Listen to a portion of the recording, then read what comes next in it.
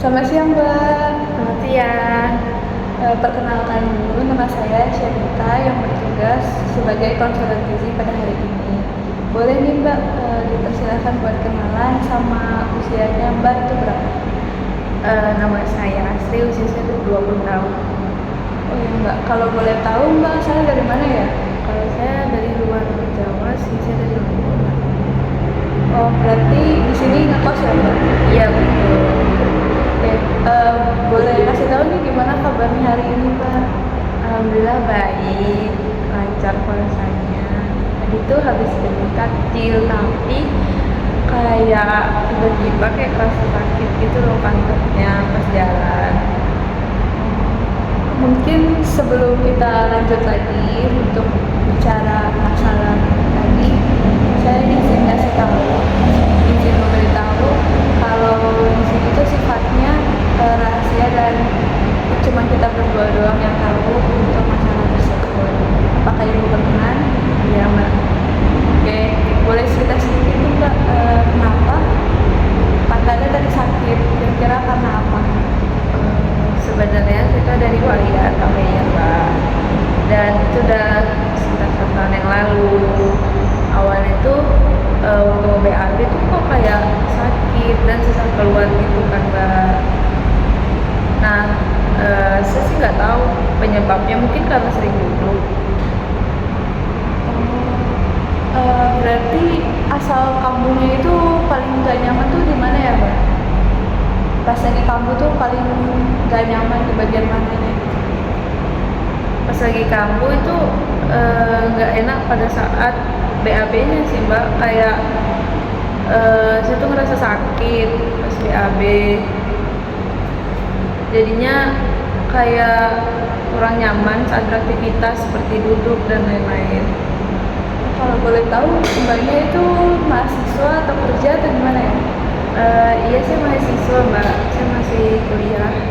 Kesehariannya gimana, Mbak? Maksudnya dari pagi sampai malam tuh bagaimana? Oh, saya biasanya kalau pagi sampai sore itu kuliah mbak, terus malam paling ngerjain tugas, kayak sibuk banget gitu. Oh, berarti sering duduk juga ya? Benar, sering banget duduk. Sebenarnya duduk itu kan menjadi salah satu faktor dari ambeien. Tapi sebenarnya bukan jadi faktor utama dari ambeien itu sendiri, Mbak. Terus Kalau- faktornya apa mbak? Duduk. Oh iya, Mbak. Oh, mungkin banyak kalau kemarin-kemarin kan puasa kan baru beberapa hari. Itu makannya gimana ya? Kalau boleh Saya sebelum puasa gitu ya mbak. Iya. Saya makannya biasanya geprek mbak. Terus kayak suka minum es teh. Kalau puasa kemarin gimana sahurnya sama bukanya itu kayak kan biasanya orang-orang kalau buka tuh pengennya yang manis-manis ya. Bener, saya juga gitu sih mbak. Saya beli es, biasa beli es teler atau enggak es tirsak gitu. Ya, kan seger banget ya mbak untuk pakai gula. Nah sebenarnya Bu, yang faktor utama menjadi ambeien itu sebenarnya dari pola makannya sendiri. Bukan hanya dari pola makannya, tapi ternyata pemilihan makanan juga. Kalau mendengar dari ceritanya Mbak, ambeien tersebut itu faktornya dari pola makannya sama makanannya. Karena makanannya itu kurang serat pertama, terus tidak bervariasi. Lalu yang ketiga itu banyak hanya sering minum es teh ya sama minuman manis. Iya benar. Nah, dari minuman manis itu sebenarnya memicu terjadinya ambeien karena di organnya itu butuh air, jadi sehingga dehidrasi, terus gak ada serat juga mbak, jadi kotoran yang dalam tubuh itu susah keluarnya, sehingga BAB-nya kurang lancar. Gitu. Terus yang bisa saya lakuin apa ya? Oh ya mbak, jadi menurut penuntut gizi ya mbak, mungkin saya diperjelas di sini tuh dijelasin kalau misalkan mbak tuh harus makan buah 2-3 porsi. 2-3 porsi itu berapa sih? 400 sampai 600 gram per hari untuk orang dewasa. Karena mbaknya udah dewasa jadi sekitar 400 sampai 600 gram. Kemudian mbaknya juga kurang minum air putih ya, mungkin karena sering minum es teh. Nah, di sini tuh dianjurkannya 18 itu sama seperti 2 sampai 3 liter air. Terus kalau boleh tahu, banyak olahraga nggak ya setiap hari atau beraktivitas selain kuliah sama menjadi tugas? Enggak sih mbak, kan soalnya saya lagi semester atas ya, semester 6, jadi tuh tugas tuh kayak datang ganti. Jadi saya tidak punya waktu untuk itu. Mungkin saya hanya jalan dari parkiran ke fakultas saya. Sebenarnya itu juga menjadi faktor buat terjadinya ABS ya. Karena di sini juga dijelaskan ya Mbak, kalau misalkan aktivitas fisik itu perlu dilakukan. Terus minimal itu kira-kira 3 sampai 5 hari, itu setiap harinya 30 menit. Nah, dari 30 menit itu tuh Mbak bisa melakukan aktivitas ringan juga bisa sedang. Setidaknya nggak ada olahraga lah Mbak maksudnya. Jadi bisa jalan kaki 15 menit sampai 30 menit, mungkin di kos kayak suntuk, kerjain tugas itu juga bisa. Terus saya mau nanya mbak, tadi mbak kan bilangnya minumnya 2 liter. Nah, sedangkan tumbler saya itu nggak sampai 2 liter. Nah, kira-kira menurut mbak gimana mbak? Apa saya harus membeli tumbler baru atau gimana? Menurut saran saya, mungkin di fakultas yang Mbak ada siulang atau enggak ya? Ada sih mbak. Oh ada, berarti itu juga bisa buat jadi solusi pertama. Terus kedua, mungkin karena di tumblernya sedikit kan bisa diisi, lalu kedua banyak bisa jadi buat pengingat gitu Mbak. Jadi kan misalkan banyak beli nasi, terus ternyata minumnya es teh, terus lupa kan biasanya minum air putih. Nah itu bisa ada tumbler yang kecil juga Mbak, kayak nentuin kayak setiap jam itu harus minum berapa. Mungkin bisa juga di HP-nya nih Mbak, jadi pengingat kayak jam 1 udah harus habisin 1 liter, terus misalkan berikutnya 2 jam setelahnya minum lagi air putihnya. Boleh sih mbak, nanti saya coba. Mungkin untuk kayak seratnya kan biasanya buah sama sayur kan Mbak. Nah buah sama sayurnya gimana ya Mbak? Maksudnya Mbak sekarang makannya konsumsi? Jujur kalau sayur dan buah itu saya jarang banget mbak, soalnya saya juga rada repot ya mbak kalau beli, maksudnya kalau beli utuh gitu kan mbak, jadi saya kayak malas aja gitu mbak, kayak kurang praktis menurut saya. Oh, mungkin saran saya yang dari masalah yang Mbak yang susah mungkin.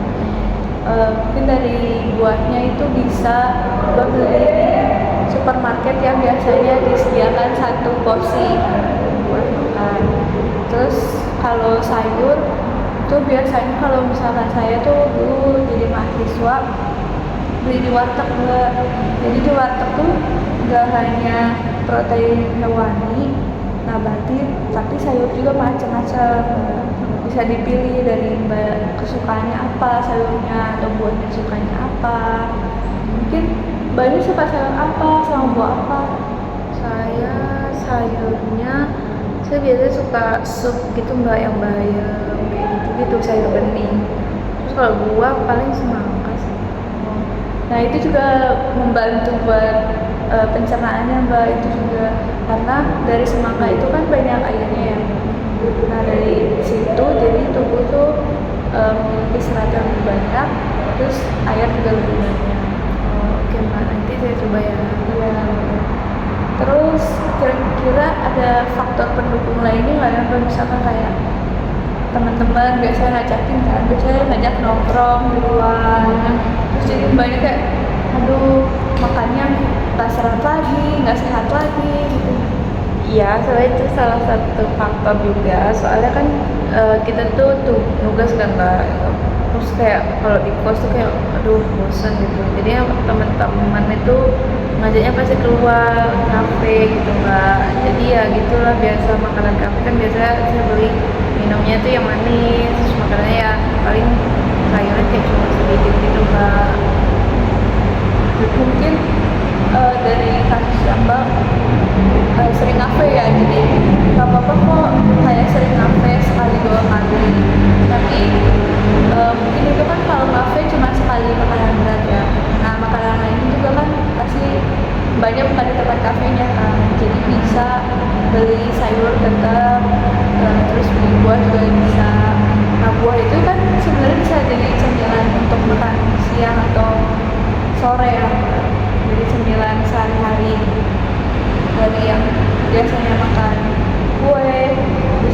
cemilannya buah-buahan sekarang.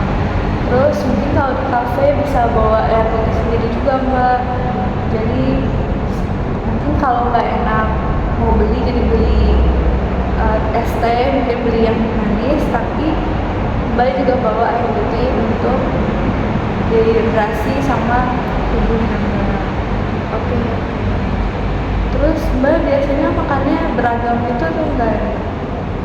Saya makannya biasanya itu tadi mbak, yang ayam geprek. Kalau nggak ayam geprek ya paling mie itu loh mbak, gacoan yang pedas. Nah itu juga makanan pedas tuh benar-benar jadi faktor utama ya mbak. Habisnya dari makanan pedas itu memicu organ tubuh, contohnya khusus tidak bekerja dengan maksimal. Jadi saat mengeluarkan BAB jadi tidak lancar. Dari kesimpulan ini kira-kira mbaknya bisa melakukan apa aja atau ada masalah mungkin dari saran saya biar kita mencari solusi yang lebih baik. Sebenarnya kan sih suka banget pedas, tapi tadi mbaknya bilang kayak harus makan pedas tuh kayak nggak baik kan mbak. Terus itu gimana ya mbak? Soalnya saya suka banget makanan pedas sih. Oh, jadi kan mbaknya suka makan pedas itu kan emang sesuai selera masing-masing. Jadi saran saya setiap harinya mungkin mbaknya boleh makan pedas, tapi dikurangin porsinya makanan pedasnya. Kan karena kebanyakan orang Indonesia tuh pasti pengennya ada rasa-rasa pedas ya mbak. Mungkin untuk beberapa hari ini dikurangin dulu porsinya, atau enggak diberhentiin dulu, karena itu sih menjadi faktor pemicunya ambeien. Karena ambeien ini pasti sakit ya mbak. Karena saya pernah mendengar dari beberapa teman kayak itu sakit, terus itu setelah mengeluarkan BAB juga semakin sakit. Mungkin itu bisa menjadi dipikirkan ya mbak, kalau misalkan saya makan itu pasti banyak ngerasain sakitnya. Ada lagi yang perlu kayak aduh saya takut nih kayaknya nggak bisa ngelakuin itu atau Nggak ada sih mbak, insya Allah bisa semua. Bisa coba lagi ya. untuk kayak sekarang kan bulan puasa ya mbak, kira-kira sahur sama buka puasanya itu aman-aman aja atau Sebenarnya kalau puasanya sih aman ya, tapi kalau sahur itu kadang saya nggak sahur, terus biasanya cuma makan roti. Soalnya kan kayak males ya mbak, pengen yang efektif, praktis, nggak ribet gitu. Gitu sih mbak. Kira-kira itu bahaya mbak? nah sebenarnya karena sahurnya tidak lengkap ya, biasanya kan harusnya yang lengkap itu ada karbo, protein hewani, protein nabati, sayur, buah, dan air. Nah dari kasus yang mbak itu kan cuman makan roti aja ya. Nah takutnya pencernaan yang mbak tuh seperti lambung tidak kuat untuk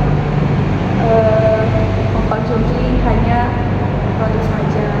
Saran saya untuk sahur mungkin bisa ditambahkan roti, karbohidratnya mungkin dari proteinnya bisa daging dan sayur buah gitu mbak.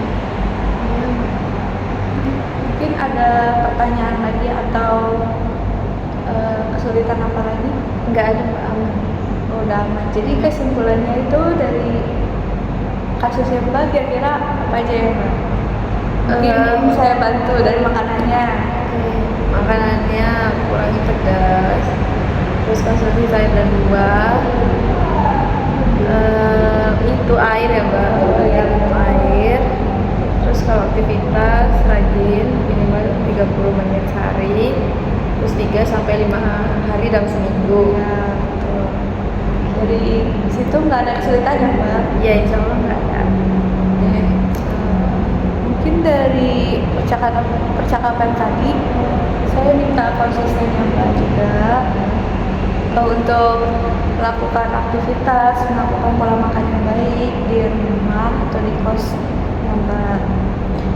Oke, karena ini udah selesai, berarti kira-kira minggu depan kita bisa ketemu lagi nggak ya Mbak untuk melihat kemajuannya Mbak? Minggu Tanggal depan berapa ya? tanggal 20 Maret jam 3 ya, apakah Ibu berkenan? Berkenan. Baik, kalau nggak ada kendala, tidak ada kendala, misalkan kalau ada pertanyaan di tengah perjalanannya Mbak atau saat melakukan intervensi tersebut, nanti kita bahas bersama